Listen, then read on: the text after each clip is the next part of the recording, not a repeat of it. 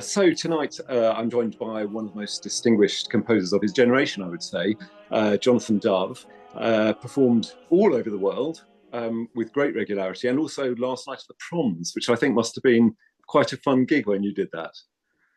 I'm thinking that the last night of the prom, that was like 2016. Our revels now are ended, um, and there was a piece originally written for Battignano where you and I first met, 30 something years ago. Yeah, exciting times. I mean, but scrolling back from that, because that's, if you like, your pick to do that when you've already made your name. You came from a household of two architects, I believe. So, what was your sort of path to becoming a composer? I suppose before you went off and studied with Robin Holloway, what was your path from being sort of a child who played piano and organ and other things maybe, and through to actually a composer? And was composition always sort of part of your life then? Well, improvising was always part of my life. I was always making things up at the piano. But when I tried to write them down, I was always disappointed with the results. I was never really able to capture the ideas, or at least probably the rather vague apprehension of an idea that I had. So, I mean, because I started off, I learned the piano by copying my mother. My mother, although she was an architect during the day, in the evening, as the children were drifting off to sleep, we would hear her playing the piano in the living room. And Handel's Largo, Clair de Lune, Des Arabesques.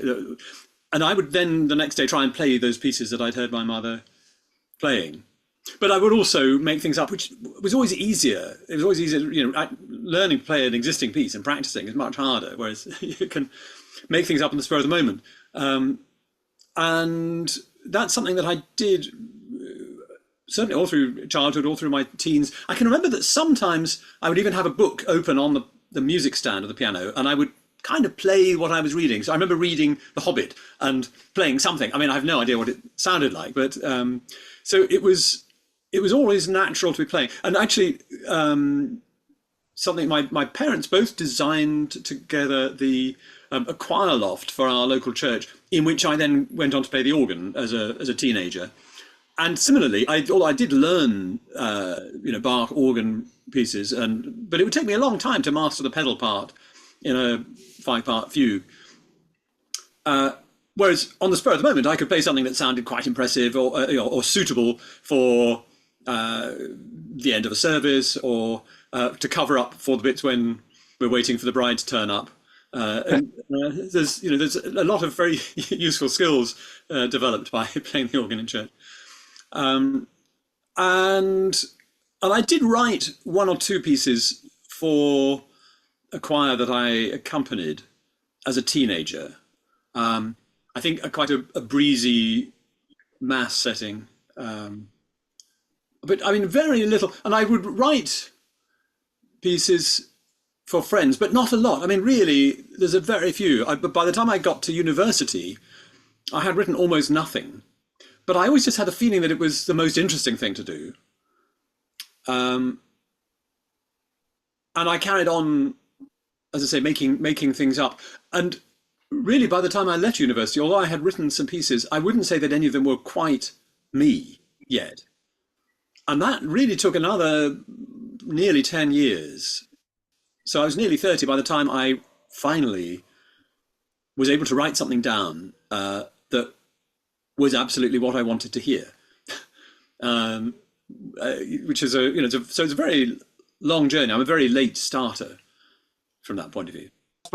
And so you were obviously exposed to a lot of music over that time. So were there composers you were particularly drawn to? Because I when in your music I hear there's a lot of lyricism. Absolutely, there's also a lot of there's a lot of rhythmic intensity in the music, which I really love, especially some of the cross rhythms and the rhythms sort of going against each other. But were there people who really influenced you and who you sort of thought, yeah, that's just something that inspires me? Well, I can remember. My sister was very impressed with The Rite of Spring, and I was a bit intimidated by it, but I did completely fall in love with Stravinsky's music later on as a student. As a teenager, I can remember being given a recording of the Britten Ceremony of Carols, and it had his Missa Brevis on the back. And I think that was so the Britten and Stravinsky's mass were both quite important sounds in my head when I came to write choral music. And but also actually I'd sung a certain amount of we had it was not an amazing choir, and I was not at a very grand school, but we had quite an ambitious head of music at this grammar school, and so she got lots of people learning instruments. And I remember singing the Pie Jesu and the Fore Requiem before my voice broke, which I thought sounded really good. A musician friend who was a rather better pianist than I was, said that I was just very slightly flat the whole way through. Obviously disappointing to hear after the event. So Stravinsky and Britten were kind of giants for me as a teenager. And then really much later, obviously, I started to hear the American minimalists, which again were a huge influence, because I was struggling up to that point. I wanted to make music. I enjoyed, making pieces, but I never felt able to write authentically or convincingly in a sort of an acceptable modern idiom. A sort of European avant-garde. It was just I couldn't speak that language, and yet I wanted to make my own music. But then hearing Steve Reich and Philip Glass and then later John Adams, I realized, actually, you could do something new, something that hasn't been written before, but still has pulse and still has harmony. So that was liberating. Yes, I'm sure. I can imagine. Do you think that a lot of composers sort of feel the pressure of all the other stuff that's going on around them? I think particularly of some of the American choral composers currently, where you have some very eminent and very successful composers, and then sometimes you feel that the others feel they need to create that sound world. Well, it's if a composer is immensely successful, you are aware of their work. But I think in the end, I'm not sure that you really have much control over what it is that you really want to hear. And that in the end is the only thing that you can reliably work on or work towards. And I suppose my sort of working theory is that if I manage to write something that pleases me, then at least one person is going to have a good time. If I were to try and please other people by guesswork, then quite possibly nobody would have a good time. So, and in practice, what's turned out to work for me is that if I can write something that satisfies me, there seem to be other people who also enjoy it. So that's... So in terms of the practical process of your composition, if you like, do things occur to you and you write them down and save them, or are you very sort of specific to the task the next task in hand, or how do you sort of, are you a sort of 10 till 1 is my writing time, whatever? Well, I do kind of work fairly regular hours. I'm in a very lucky position that I get asked to write things quite often. So in fact, I always have things lined up that somebody has asked for. And obviously I only say yes if I feel that that's something that I've got something to say about, that I feel there's some music there that I want to make. But that's probably a decision I've made some way in advance. And really, what I mainly do, because I still write through improvising, so that what I was doing as a child hasn't really left me. But I discovered, in my 20s, many ways of capturing improvisation. Initially with a cassette recorder, and then more sophisticatedly a four-track cassette deck, so I could play duets with myself or quartets with myself. Cool. And then later on, and of course, mini disc players and so on, and MP3 recorders, but also a computer that it's a bit like a secretary taking everything down very quickly in shorthand. And so I can actually play. I can physically enjoy the sound and explore those sounds and see which ones I really want to work with. So I do have ideas when I'm out and about, and I might whistle something into my phone to remember it for later. But usually I think if an idea is good, I will probably remember it. But it's a precaution. Sorry, it's interesting as well what you said earlier. I thought about um, having a book and playing the book. Is that, I mean, presumably, do you choose your own texts now, or are people give you texts? And do you think that's actually something that really it fed you so much that that's sort of it's become part of your whole sort of a modus operandi, if you like, and has led you to writing for voices so much? Well, I think I'm very captivated by stories. I'm very excited by stories, and really, once words are involved, there's usually some element of a story. It may not be the total story, a song, but a song may still be part of a story, or a song can be a whole story. Indeed, operas are clearly stories, and so that thing of playing The Hobbit, I suppose, has turned into playing all kinds of other stories, and so. I mean, I am sometimes asked quite specifically to set a particular text, but more often there's maybe an occasion that somebody wants a piece for, or they want to commemorate somebody, or celebrate somebody. And so I will be searching for poems that that I think connect with that person or that occasion. And that is for me much the hardest thing, finding the right words, because really once I've found the words, they're telling me how they want to go. They're saying this is what the music needs to be. Of course, they would say it differently to other people. A different composer would have a completely different response to the same words. But I don't feel like there are lots of different ways of setting something. It's usually, well, this is right. This is the way it goes. And so, of course, the process of choosing a poem is not just about feeling an emotional response to the poem, but it's also being aware of the kinds of sounds that it's going to provoke. And you think, yes, those are sounds I want to make. So in a way, I'm not just reading it, I am kind of listening to the music that seems to come with it. And so I expect that the search for the words or a process where I'm going to explain to somebody, to a writer, the kind of text that I need, and we will collaborate in some way to produce it.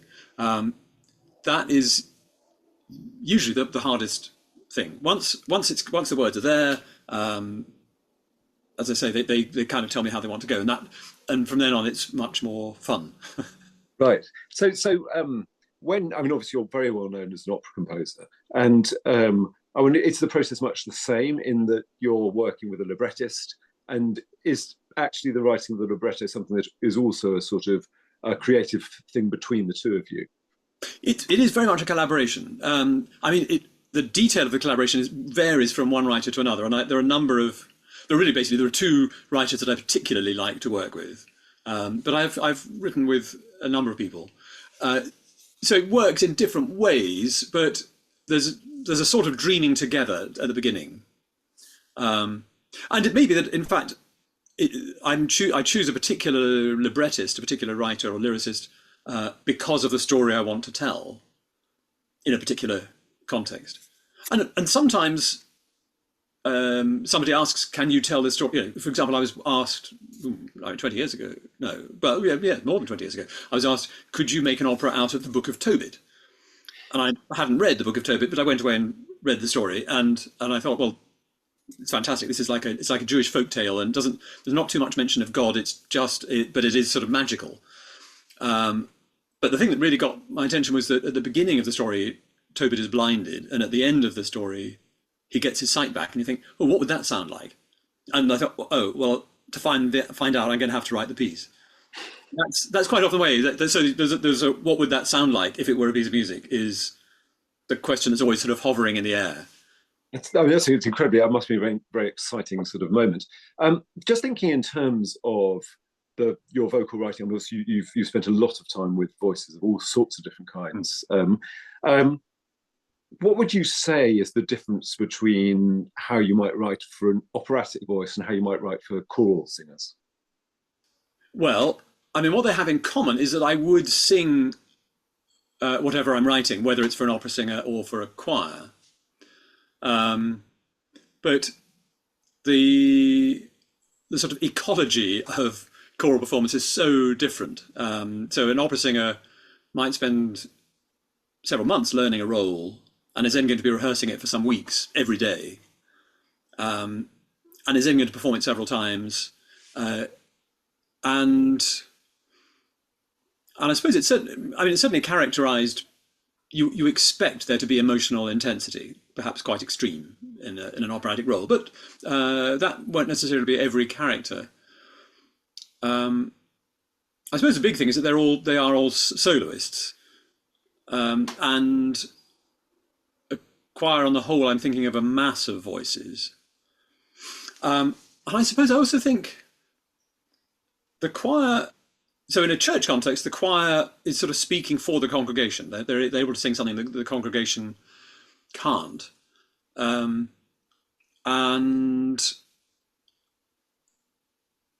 I suppose there are probably commonalities of there's certainly love is mentioned in sacred music, but the narratives are quite different, and one might often be looking for some feeling of transcendence or of otherworldliness, perhaps, some feeling of something kind of something spiritual, maybe. Sure. It's a good question. I suppose I'm aware a choir is made up of people like me quite often. So, people who can sing, people who wouldn't necessarily, no one is going to pay to hear me sing. But if I'm in a group, I can contribute to the group, and together we can make a sound that's worth hearing. And if I'm writing for an opera singer, I know that they can do things that I can't. They will sing higher, they can sing for longer, and they can certainly sing louder. So there's probably more imagination in a way involved. Right. I imagine, yeah, I can totally see that. What about say, you've written quite a lot of theatre, TV, film stuff. How do you feel about that sort of writing? And do you ever think of the audience for that? Because obviously, this isn't, with most of the stuff that you're writing, you will appreciate firsthand what the response of the audience is. But for a lot of that other stuff, you won't. Well, in the world of theatre, I mean, that was a very helpful formative experience, I think. I really, in my 30s, probably, I was doing my most theatre work. So in the 90s. And that was a great training in storytelling, where the music is not the most important thing, but you're helping to tell the story. Sometimes you're just carrying the audience from the end of one scene into the beginning of the next. It might be just a few seconds of music, but you've got to be tuned in to the action. But being in theatre rehearsals means being around actors and discovering what it is that they do. And I realised that when I write an opera, I have a room full of actors and a director in my head that are very much like the ones that I've sat in a rehearsal room with. But I make all of the decisions that that group of people would make collectively, because I'm acting through all of the singers who all sing the part. But to some extent, what I write down it's very much shaping the performance that the singer is able to give. So there's a very different level of freedom that an actor encounters in the script of a play to the level that the opera singer encounters in the score of an opera. Because the actor in a play is doing a lot of composing. They are finding their own rhythm, their own tempo, the mood, the underlying energy, all of where do things change and at what intensity. All of those things that an actor decides for themselves or in collaboration with the director, I decide when I'm writing an opera. So with the singers in my head. I'm not sure I've answered your question. I may have drifted away somewhere. No, it's okay. I mean, it was interesting. I think as a composer, it's only once the piece is in performance and has been performed that you really know how the audience might respond to it. And I don't know whether that is something whether you're surprised sometimes or whether that is actually something that really matters anyway, because you've written something you want to write, and that's the most important thing. Well, yeah, but it would be devastating if I'd written the thing I most wanted to write and absolutely nobody wanted to sit through it. That would be very hard. But you simply cannot know until it happens. There is no way of predicting how an audience is going to respond. And even if it's going well in the rehearsal room and everyone's telling you, oh, this is fantastic, and the producer loves it, you don't know for sure that an audience en masse is actually going to have that response. So for me, typically the dress rehearsal, particularly the dress rehearsal of an opera, is the most terrifying and nerve-wracking thing. If that goes okay, and there's usually some people in, then you feel like, oh, it feels like it'll be all right. It's with a choral piece. It's well, a choral piece is not a whole evening on the whole. I mean, some are, but I haven't written. I've written pieces that are maybe half a concert, like oratorios. There Was a Child, particularly. Still, you're not. I've never felt that I was completely responsible for the audience being there, because in the second half was the Fauré Requiem or perhaps the Elgar Cello Concerto or something, and you think, yep, they may have come for that, but they're getting my piece as well, and they didn't leave, so that's good. So I guess there isn't quite the same level of responsibility. I mean, I wrote an opera for the Young Vic Theatre, which was, we didn't call it an opera, we called it a musical tale because we wanted people to come, and it was a Christmas show. And they were doing 81 performances in a row. And you knew that the finances of the Christmas show were an important part of the theatre's success for the year.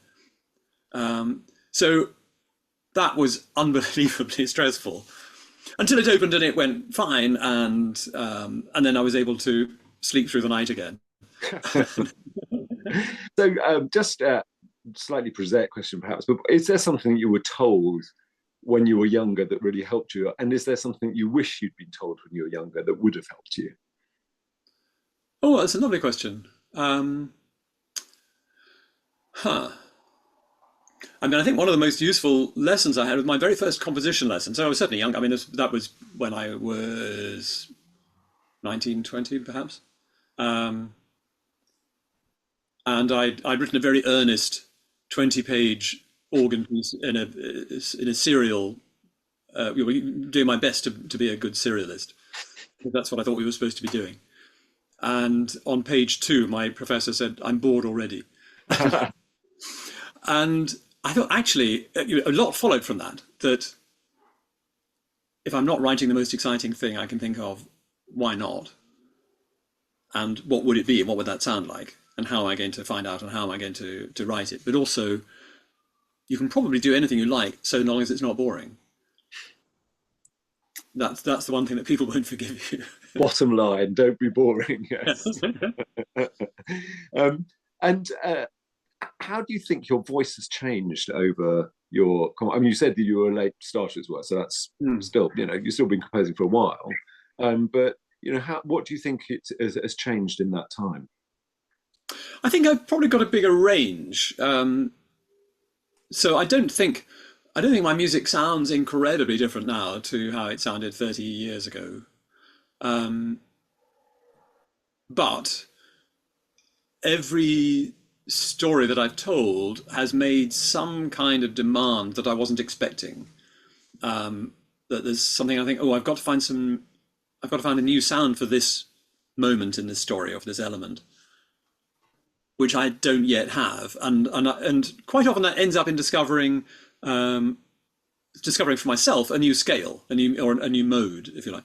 I say discovering for myself because I'm never sure how many other people might have discovered the same collections of notes.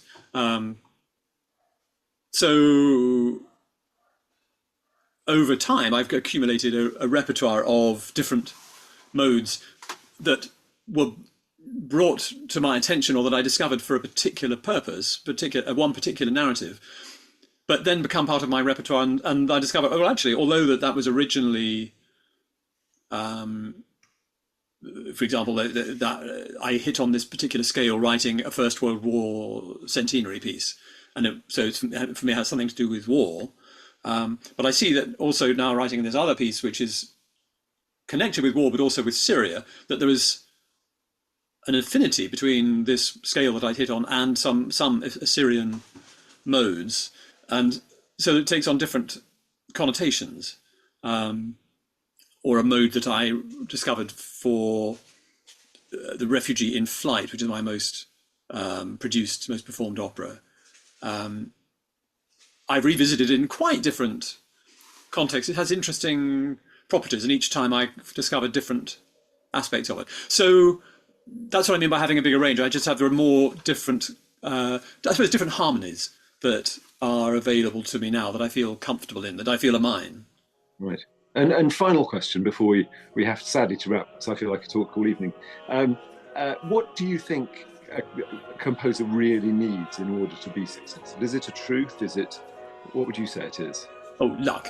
Absolutely. I feel incredibly lucky that I'm writing at a time where the music that I want to make has some audience. I mean, there's always going to be somebody with a bigger audience, and there are going to be people with less audience. But but I can live simply by making the sounds that I want to hear. That is luck. Well, I think you've been deservedly very lucky, and it's been great to talk to you tonight. So thank you very much for your time. Lovely to talk to you.